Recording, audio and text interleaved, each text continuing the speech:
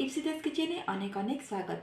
आज मु आपण नहीं आसी कखरी एक रेसिपी जोटा कि कखरू पकोड़ा। आपण मैंने निश्चय यही प्रोसेस थे बनातु तेल वीडियो को शेष पर्यटन देखूँ। आम मानकर सब इच्छा किसी न्यू रेसिपी बनवाई घरे थे कखरू यही रेसिपी को घरे ट्राए करूँ। संध्यारे चा सहित यहाँ खावाई पूरा परफेक्ट रहा टेस्टी भी लगे। एमती पिला बिल्कुल कखरू खावाई भल पाती नहीं ये प्रोसेस थे बनातु। देखो ये 300 ग्राम कखारू को नहीं चोपा छड़े एमती पतला पतला करके लंबा पीसेस काटी नहीं पानी रे पकईकि धोई नबा। धोईकी प्लेट को छाणी नबा। एबे कखारू को मुझे धोई नेली प्लेट को काढ़ी नौची। 1 बाउल माने 10 रु 12 स्पून बेसन एवं 3 रु 4 स्पून चाउल चूना को ये half spoon garam masala, half spoon Kashmiri red chilli powder, half spoon कला जीरा और आधा चम्मच हलदी पाउडर, गोटे चम्मच लंका गुंडा एवं हाफ चम्मच जीरा पाउडर, स्वाद अनुसार लुण को ये देदबा। अल्प खाइबा सोडा को ऐड करबा। ताको भल से पानी देकी अल्प अल्प मिसई नबा। एट ए टाइम पानी देबे नहीं आस्ते आस्ते करके गोले नेबे। पकोड़ा बा पकोड़ी पई जेमती बैटरटी हुए सेमती बैटरटी को आमे बनै नबा। एबे अल्प अल्प पानी देकी ताको भल से गोले नउची। बैटरटी हमर रेडी हो गला। गैस रे सेपटे करे बसैथिली सेतिरे तेल को दे दउची छाणीबा पई। देखंतु तेल भी एठी गरम हो गलानी। एठी आमे कखारू को बैटर धीरे बुड़ेकी स्पून साहाय्य ताको आमे करेई रे दबा। आपण माने चाहिले हाथ रे मध्ये एटा को बैटर रे बुड़ेकी दे परिबे।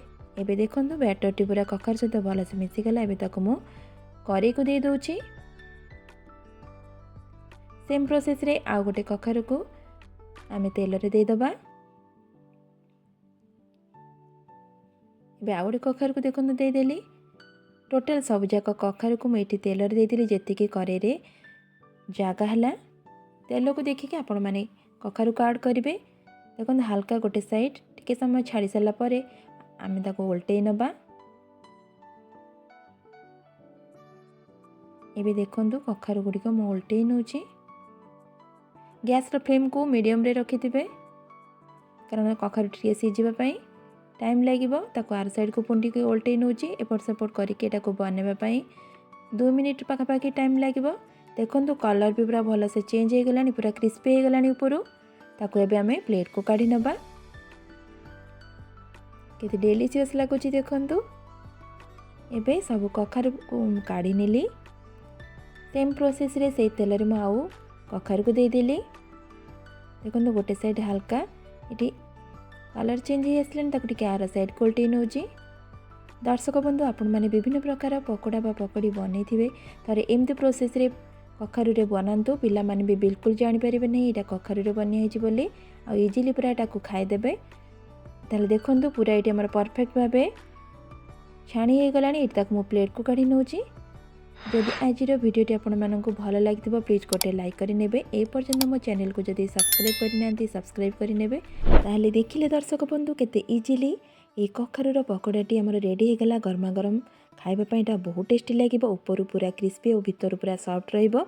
ताले निश्चय बनेबे। बनै साला पर आपण मानक अनुभव मो से शेयर करिवे। आज पई रहुची। नमस्कार। जय जगन्नाथ।